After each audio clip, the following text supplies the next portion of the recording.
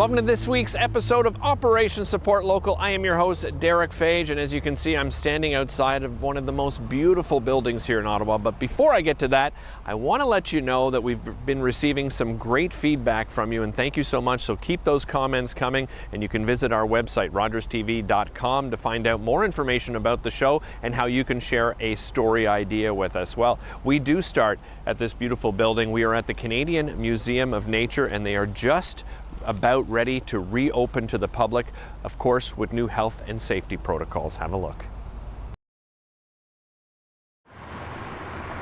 We had to kind of reimagine ourselves for our visitors to become a safe and also a happy space going forward. So what does that mean in terms of visitor flow? What does it mean in terms of social distancing? What did we have to close down? What could we keep open?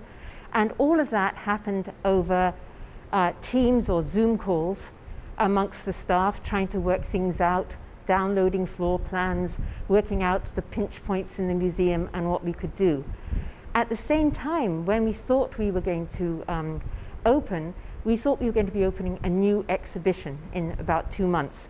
So we were in the last kind of 3 months hectic activity towards getting that exhibition built and done, the final design, etc. And all of that had to stop, and we had to learn how to design an exhibition online. So that was really an interesting experience, and the team has done a fantastic job actually in both working as a team here, but we have suppliers in Montreal, across Canada, and even internationally we needed to work with. We had to kind of reimagine the visitor experience. You know, normally it's a kind of a bit of a free-for-all. People come through the front door, they charge off in whatever direction they want to do. But we can no longer do that. We wanted to make sure that our visitors felt safe, they could socially distance. So the first thing is we are controlling capacity to the museum. So we're only letting 250 people into the museum at any one time. So there'll be plenty of space to kind of look around and observe a little bit more. You will need to buy your ticket online, and it's a time ticket of 25 people every 15 minutes. The biggest change you will have when you first come into the museum is you don't come through the museum doors.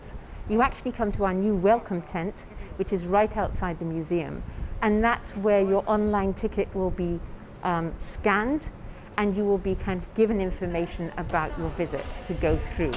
And that way we don't have, you know, we are a historic building with not a lot of space, and that enables us to actually let people flow through safely into the building. So we have very clear messaging that we'll have all over the museum. We have an animation that people can see on site about the rules and regulations. We also have directional arrows all over the floor, and of course we have used our wonderful Martin the Moose icon to show people that they should social distance, because, you know, the size of his antlers here are 2 meters apart. So we're just letting people know that. So he's come into play too. So we want to have a little bit of fun with it as well as getting people to do this directional flow around the museum. The other really important thing that people might find a little different is that we've actually told people, we're asking people to go up one side of the museum and down the other. So you're kind of going up one elevator all the way to the 4th floor, then you cross over and you come down the other side. At the bottom, to help you kind of cross over the atrium, we have what we are kind of calling internally traffic circle, which you will then walk around so that you can keep the flow going. And that has a big convex mirror on it because it reflects all of the atrium as well. And that's a fantastic view now as we no longer have the desk.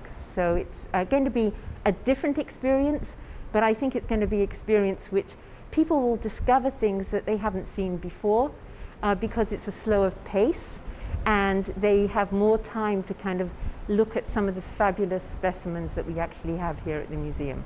All the galleries are open, but some of the high touch points within the galleries we have closed. For example, our bird hospital or our bird clinic has been plexiglassed and shut off.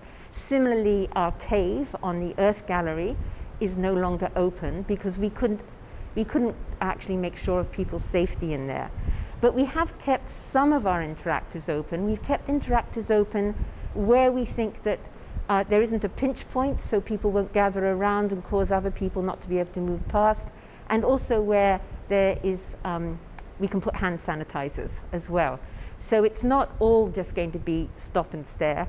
There will still be some interactivity. Our theatre will also be closed, and our cafe is also closed. We do have vending machines on site though, but we're asking people not to bring their own food into the building, again for safety reasons. We won't have our water fountains open, so people can bring in water bottles as well. And of course, finally, our boutique is definitely open. Every Saturday and Sunday from 10 to 11 is for members only. But we have the last hour of every day, for the weekdays, from Wednesday to Friday, is free to the public. But on both those, you still have to book a ticket online. We're really encouraging you to do that. We are not set up really to take cash and do ticketing here at the building. So we want to make sure that you buy a ticket online. And we are lucky because we've had a lot of experience of time ticketing and getting that process right, because of course we had to put it into place for butterflies. So we're already pretty good at doing that, and I think it's going to be a pretty smooth experience.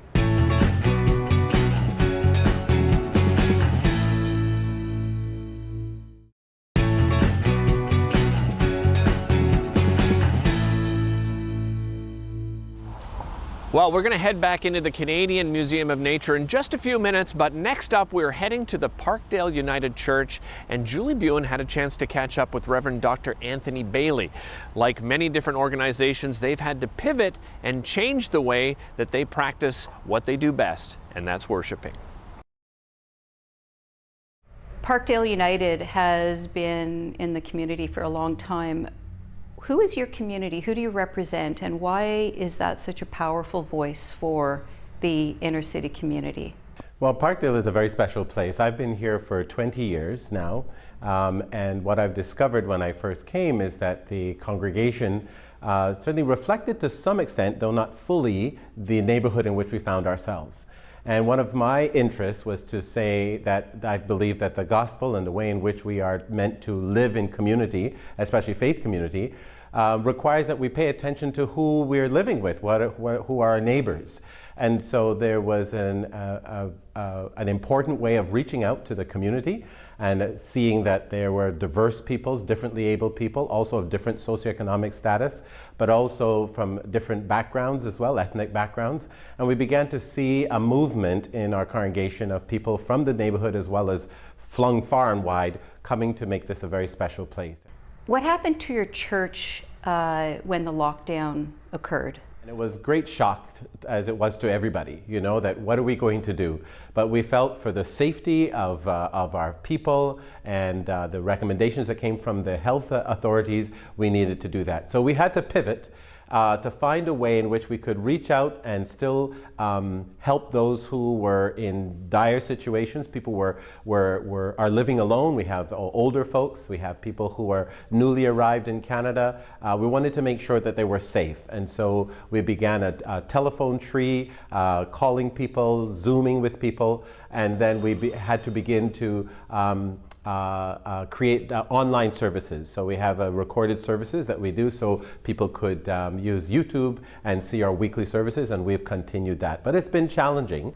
What did Parkdale United do immediately after the City of Ottawa announced that we were going into a lockdown during the pandemic? Well, we put the message out to our congregation that we were closed. We were not able to receive people in person, but that we were not closed in terms of our ministry and our love for each other and our connection. So immediately we started to create sort of a telephone tree situation. We activated what we have what's called a pastoral care team that particularly looks out for those who are experiencing hardship in a variety of ways. And so we started communicating through our congregational email to let people know that although we have to close, we want you to know that we are here for you. situations that are necessary to respond to, we're going to do our best. How has your fundraising ability and the contributions of the congregation been affected by the pandemic? I have to say I'm so pleased and heartened by the fact that people have not only kept up their contributions, but also have increased. And more than that, because our services now are being watched not only by our congregation, you know, when it goes out on YouTube, anybody can see it. So we're getting people from across Canada, and the United States, some Caribbean islands, 3 African countries, people who are sending messages saying thank you for this service, and some of them are making contributions also to our ministry, even though they don't belong to our congregation. So actually we have been fairly well served by those who have continued to be generous, recognizing that we have a commitment that we make. So one of the interesting things, for instance, there was an appeal that went out, you may have remembered, that from Ottawa City Inner City Health, and for gowns and PPE, that sort of thing. And so I put the word out to our congregation, and you would be amazed at what happened. They mobilized, the women and men got together, they got cloth and began to make gowns, and delivered, I think, probably about 20, I don't want to say the wrong thing, maybe about 2,500, I believe, in total, that in the end. And there's a huge group of people, I think about 40, 50 people, who not only from our congregation but other places, who came together to make sure that the healthcare workers, those who are working with those experiencing poverty on the street, the Ottawa Mission and so forth, receive what was necessary in order to protect themselves. So what is your message of hope? Message of hope is that we need to look at how we can learn from what we've gone through. As I mentioned before, I think that the status quo has been broken to some extent. It's been exposed. And so this is a timely opportunity for us to draw from that what can be restorative, what can really challenge that status quo, and to say, here's how we're going to live now. We're going to make sure that there's space for the voices that have been closed and have been muted before. We're going to make sure to look much more incisively and concertedly at the policies that we have, at the ways in which people are prevented from advancing, the way in which the systemic ways of doing things have circumscribed the well-being of populations.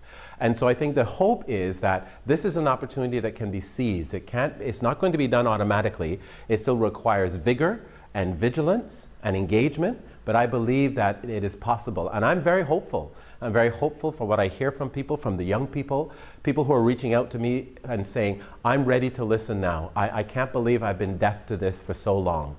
I'm finally ready to listen. And that's hopeful to me.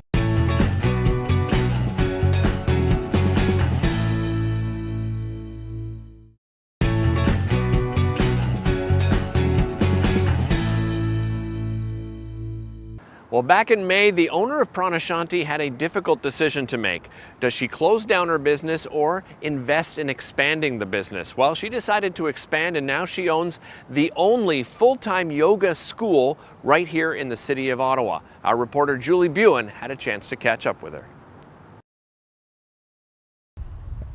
My journey with yoga started probably almost 20 years ago.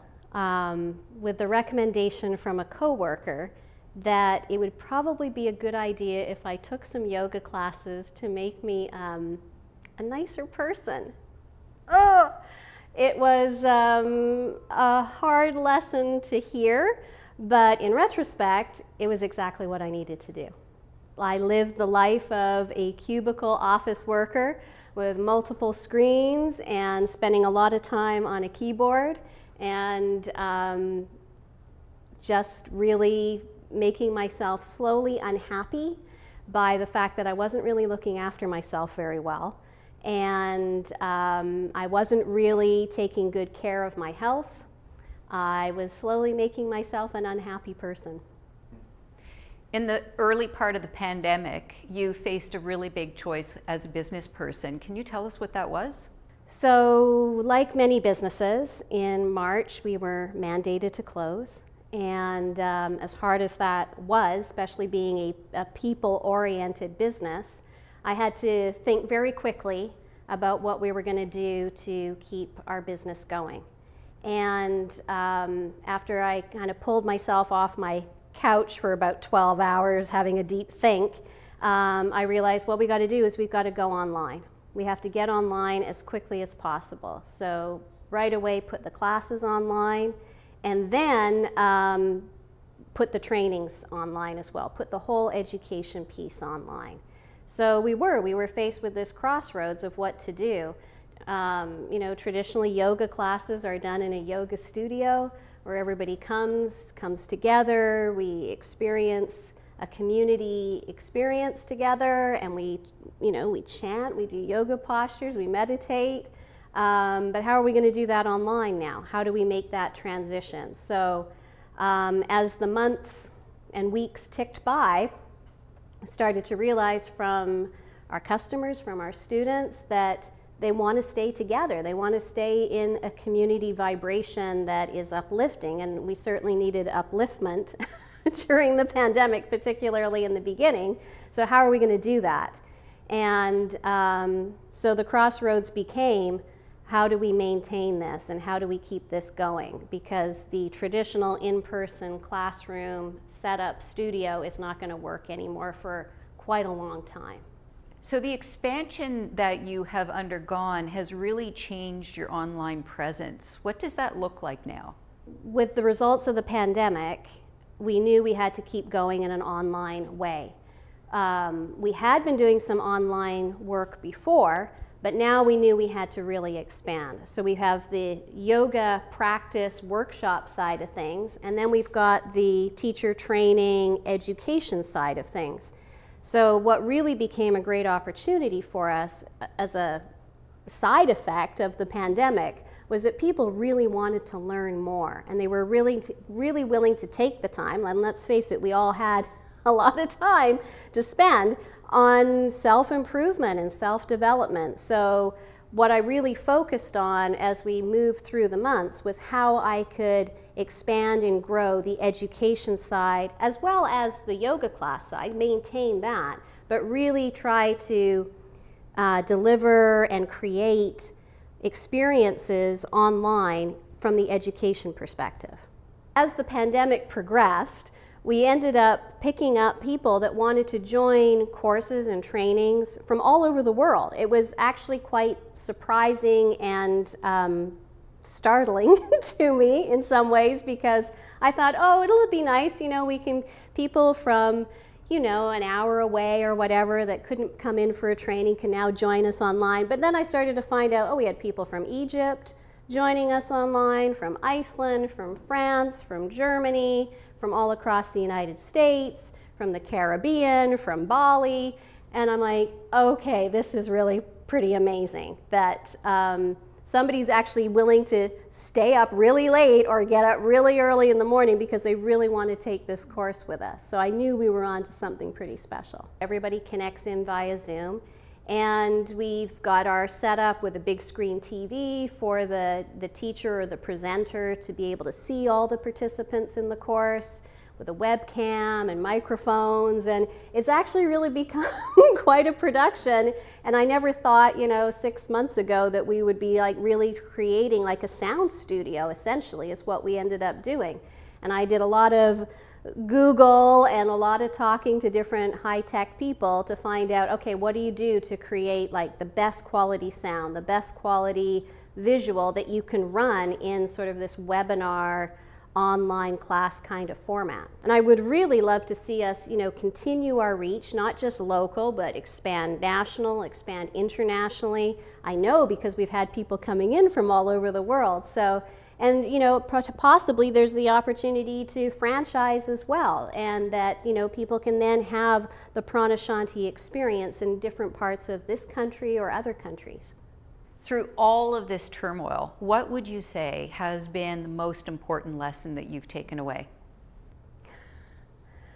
There are a lot of lessons out of all of this turmoil. Some of my main lessons have been, one that I constantly say in teacher training programs is to trust the process, and trusting myself, trusting that I've put enough work in for the results to actually come.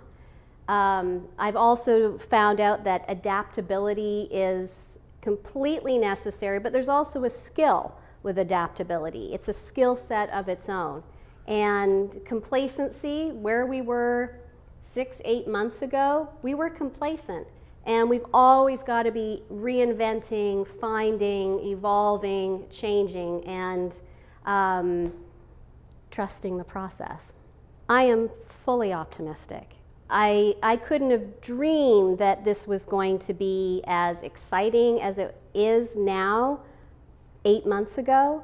And now it's like, okay, well, we had to do it. It had to happen. So I'm like totally, fully optimistic. This is great.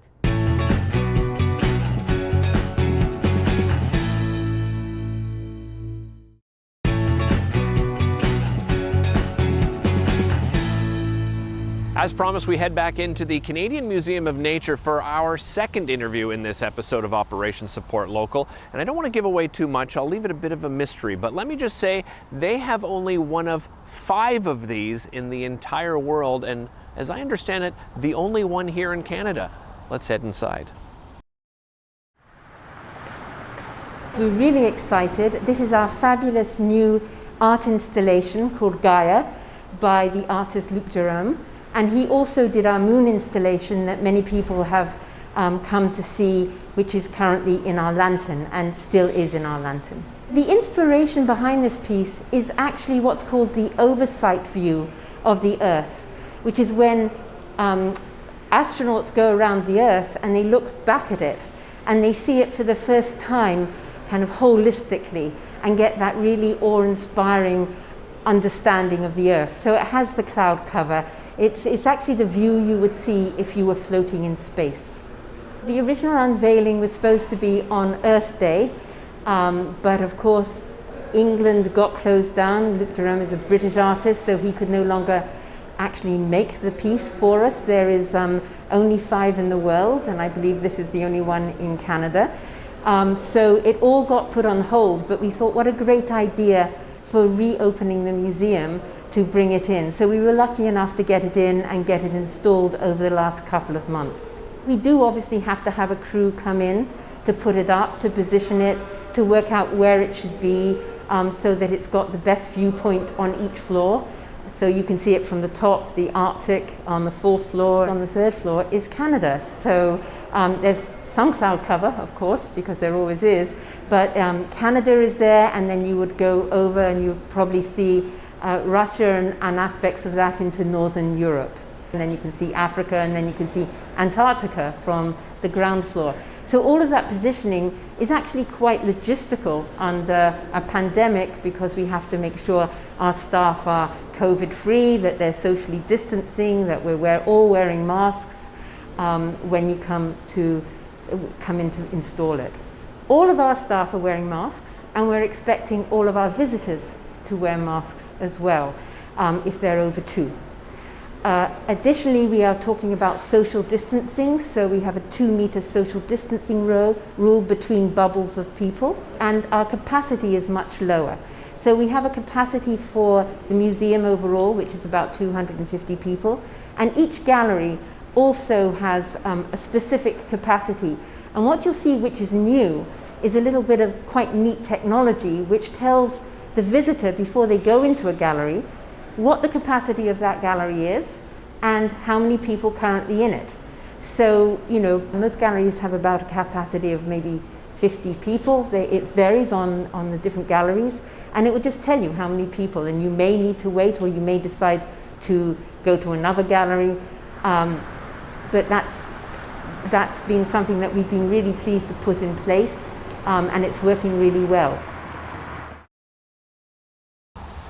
Well, that does it for this week's episode of Operation Support Local. Again, thank you so much for your positive feedback, and encourage you, if you have a story idea for us, visit our website at rogerstv.com. Make sure you tune in each and every Friday at 7:30 p.m. for new episodes of Operation Support Local.